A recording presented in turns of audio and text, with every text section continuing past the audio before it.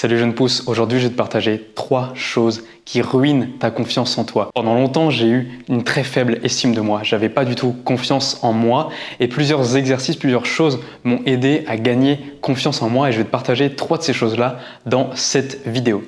La première chose à savoir, c'est que si tu n'as pas confiance en toi, il faut que tu apprennes à te regarder dans le miroir. Parce que si tu ne te regardes jamais dans le miroir, tu ne peux pas t'apprécier. Il faut que tu apprennes à t'apprécier. Tu dois te regarder dans le miroir nu et regarder objectivement toutes les parties de ton corps.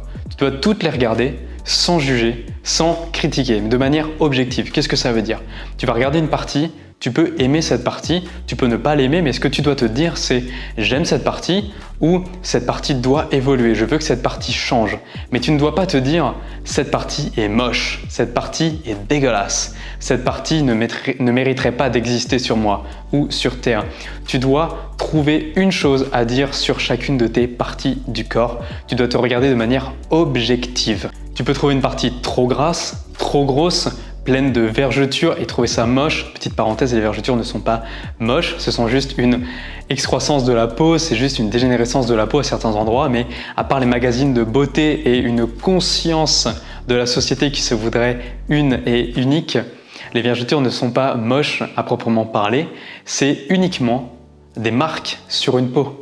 Tu peux voir ça comme ça, tu peux changer ta manière de voir les choses. Avant d'aller à la deuxième chose qui ruine ta confiance en toi, je veux que tu saches que j'envoie un email tous les lundis matins. Si aujourd'hui tu manques de confiance en toi, si aujourd'hui tu veux changer ton alimentation, si tu stresses, si tu as envie de tendre vers un monde meilleur, si tu veux perdre du poids, te sentir bien dans ta peau et dans ta tête et changer d'alimentation pour te tourner vers une alimentation plus végétale et plus en raccord avec ta pensée et avec ta conscience du monde qui t'entoure, alors va vite dans la description de cette vidéo, clique sur le premier lien et rentre ton adresse email. Je te dis à tout de suite et on se retrouve lundi pour le prochain email. Maintenant on continue, on se retrouve avec le deuxième point qui détruit littéralement ta confiance en toi. Deuxième chose, c'est de consommer des excitants et des intoxifiants. Si à l'heure actuelle tu consommes de l'alcool, des drogues, du tabac, du cannabis ou du café ou tout ce qui contient de la caféine, oui, tu n'es jamais dans ton état normal quand tu consommes ces substances. Et donc quand tu consommes ces substances, tu vas renvoyer une image de toi qui n'est pas ce que tu es vraiment au fond de toi. Le piège avec ça, c'est que derrière, tu ne vas pas accepter d'être avec les personnes avec qui tu as renvoyer cette image, tu ne vas pas accepter d'être toi-même.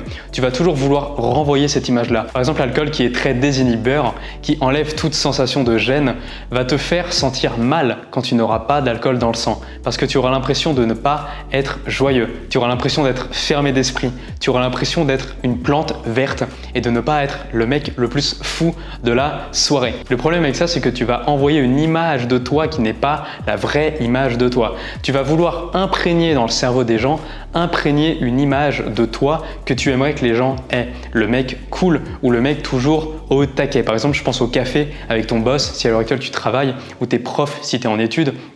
Tu vas vouloir envoyer dans leur tête, tu vas vouloir transparaître comme étant quelqu'un de très productif. Et pour ça, tu vas avoir besoin de caféine et de café. Si tu consommes tout le temps cette substance, tu vas en plus de détruire ta santé, tu vas renvoyer une fausse image de toi. Et le problème vient vraiment de l'attache que tu as de toi-même dans l'esprit des autres. Je vais te raconter une petite histoire qu'on nous a racontée quand j'ai fait ma retraite de Vipassana, mais je t'en dis pas plus. Si tu veux vraiment tout savoir de cette histoire et bien plus, va faire une retraite Vipassana. Maintenant que cette parenthèse est fermée, on continue.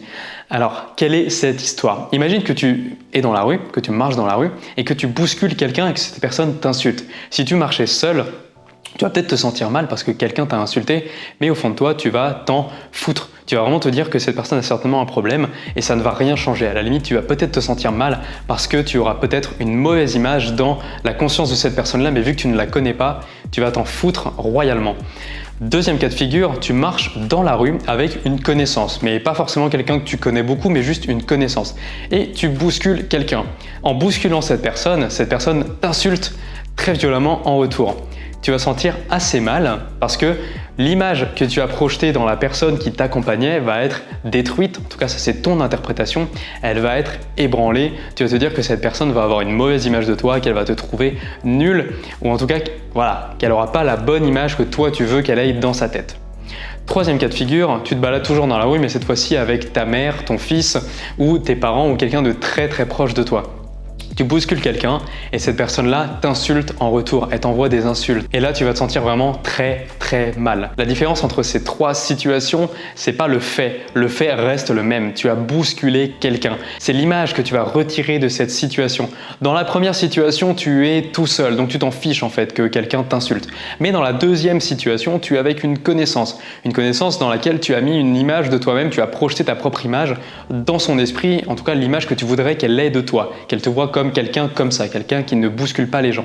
Sauf que là, on vient de t'insulter. Et dans la troisième situation, tu renverses quelqu'un alors que tu es avec des gens très proches de toi, des gens pour qui tu as une haute estime et des gens que tu voudrais qui ait une haute estime de toi-même. Tu voudrais que ta mère, tu voudrais que ton fils, que ton père ou que quelqu'un de très proche de toi, ton meilleur ou ta meilleure amie ou tout simplement ton ou ta copine soit proche de toi et ait une haute estime de toi. Donc tu veux que l'image qu'ils aient de toi soit très haute. Et le fait d'être avec ces personnes-là, si tu bouscules cette personne, va te donner l'impression que tu vas détruire l'image, que ça va détruire l'image qui est dans leur tête. Sauf qu'il n'en est rien. Tout ça se passe dans ta tête, tout ça se passe uniquement avec tes propres émotions et ta propre vision de la situation. Alors ne t'en fais pas, on est tous comme ça, on réagit tous plus ou moins violemment à certaines situations, notamment quand notre propre image, l'image qu'on renvoie, l'image qu'on aimerait que les gens aient de nous, peut être endommagée. À ce moment-là, on va tous réagir plus ou moins de la même manière. Et enfin, la troisième chose qui pour moi nique ta confiance en toi, c'est si tu passes tes soirées à regarder des vidéos sur YouTube ou à regarder des séries et à t'identifier à des personnages. Parce qu'en regardant des séries, tu vas t'identifier à des personnages, tu vas vouloir mimer et copier leur manière d'être. Or, ce sont des personnages qui ont été écrits par des personnes, par des scénaristes, dont le but est de rendre cette émission attractive. Donc le but, c'est de faire en sorte que ces personnages soient les plus atypiques possibles. Et toi, tu vas essayer de prendre des caractéristiques de ces personnages-là et de les appliquer dans la vie quotidienne. Donc en gros, tu vas te mettre un masque, sur les yeux, un masque qui va cacher qui tu es vraiment pour apparaître à ces personnes-là comme étant différent, comme étant quelqu'un de cool. Le danger avec ça, c'est que si tu es avec des gens que tu connais depuis très longtemps, tu vas apparaître comme quelqu'un de tellement différent, qui agit tellement bizarrement que ça va paraître bizarre. Si tu es avec des gens que tu ne connais pas, alors à ce moment-là, tu vas apparaître comme ayant un masque. Et ces gens-là ne vont pas t'aimer pour ce que tu es vraiment, ils vont t'aimer pour l'image que tu veux renvoyer, pour les caractéristiques de ce personnage, de cette série. Évidemment, moi, c'est quelque chose que je fais beaucoup. Quand je rencontre quelqu'un dans la rue, à une soirée, ou sur internet par exemple, d'autres vidéastes qui ont des valeurs très fortes que j'admire, je vais m'inspirer de leurs qualités et je vais m'inspirer de ce qu'ils renvoient comme valeurs fortes pour les copier et les mettre en place dans ma vie. Mais je ne vais pas essayer de mimer leurs caractéristiques. Peut-être que à force, je vais le faire parce que tu sais, on est la moyenne des 5 personnes qu'on côtoie le plus. Donc si je côtoie 5 personnes, fatalement, je vais utiliser leur manière de parler de manière inconsciente. Mais consciemment, je ne vais pas essayer d'imiter une personne. Parce que mon but ne va pas être d'envoyer une fausse image de moi-même. Le but, ça va être de faire en sorte que les gens m'apprécient pour ce que je suis. Donc, si je rencontre quelqu'un qui a des valeurs très fortes, je t'invite à faire la même chose que moi et à t'inspirer de cette personne. Tu rencontres quelqu'un qui sait s'organiser, inspire-toi de ce qu'elle fait. Demande-toi comment elle fait pour réussir. Demande-toi comment elle fait pour s'organiser au quotidien. Demande-toi quelle est sa méthode et implémente-le dans ta vie. Mais ne copie pas uniquement sa façade. Sa façade, ça serait de dire aux autres qu'elle s'organise. Ça serait de montrer aux autres qu'elle s'organise, mais c'est pas ça que tu veux dans ta vie. Toi, tu veux comprendre comment cette personne agit. Tu veux avoir le même état d'esprit que cette personne. Dis-moi d'ailleurs dans les commentaires si ça t'intéresse. Dis-moi également si tu as déjà manqué de confiance en toi et quelles sont les méthodes que tu emploies pour regagner confiance en toi. J'aimerais partager plus de choses sur ce contenu. J'aimerais partager plus de choses sur la confiance en soi, sur l'estime de toi, de soi, de la gestion de nos émotions sur cette chaîne YouTube. Dis-moi tout ça dans les commentaires pour savoir si ça t'intéresse. Ça m'aiguillera vraiment beaucoup pour la suite des vidéos. En tout cas, je vais te laisser là. N'oublie pas que tu peux t'inscrire aux emails privés pour en recevoir un lundi prochain. N'oublie pas de t'abonner, de lâcher le gros like et surtout de partager cette vidéo pour donner un maximum de visibilité à ce genre de message. Il n'y a que grâce à la visibilité que mes vidéos peuvent impacter plus de personnes pour les aider à changer leur quotidien et à changer le monde dans lequel on vit pour que tous vivions dans un monde de paix. Je te laisse là, jeune pouce. Je te dis à la prochaine. Surtout, n'oublie pas de manger et de vivre en conscience. On se dit à très vite.